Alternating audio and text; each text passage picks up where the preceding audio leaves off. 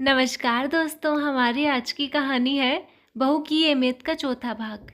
सरला की चोट देखकर दयावंती जी दर्द से भर उठी और उन्हें अपने आप पर ही शर्मिंदगी महसूस हुई कि वो अपने बेटे के जाने का दर्द लिए बैठी है।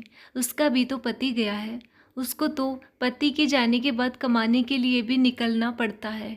वो हमारे लिए एक बेटे से बढ़कर कर रही है और हम उसे आगे बढ़ने का हौसला तक नहीं दे पा रहे हैं। ये सोचते हुए दयावंती जी की आंखें भर आई और उन्होंने सरला को अपने अंक पर समेट दिया। ना ना बिटिया, रो नहीं, अब हमारे हमारे रोने के दिन गए, बहुत रो लिए, अब और नहीं। अब हम सब वैसे ही खुश रहेंगे जैसे माधव के सामने रहते थे। हम भी बहुत आ गए सबकी बातों में, लेकिन अब नहीं। अब हम अपनी बहू का साथ देंगे और जो भी कुछ कहेगा उसे मुंह तोड़ जवाब देंगे। कोई हमारी बहू को कुछ बोलकर तो दिखाए। बहू नहीं, बेटा है हमारा, जिसने बेटे के चले जाने के बाद हम सबकी जिम्मेदारी अपने कंधों पर ली और हम उसे हौसला तक नहीं दे सके।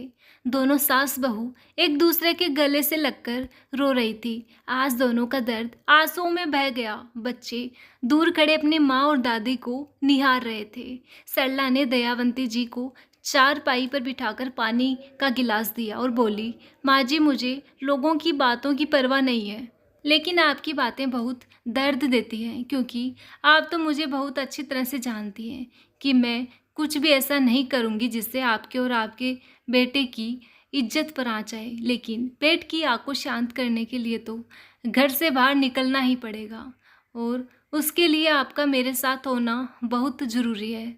सिर्फ ये 2-4 घरों में खाना बनाने से काम नहीं चलने वाला, कुछ और भी सोचना पड़ेगा जिससे मैं अपने बच्चों को वो सब दे सकूं जो माधव देना चाहते थे।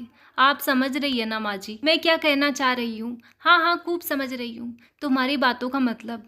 लेकिन अभी जहाँ खाना बनाने जाती है वहाँ फ़ोन करके मना कर दो कि अभी बहुत ज़्यादा चोट लगी है, इसलिए 2 दिन खाना बनाने नहीं आ पाऊँगी।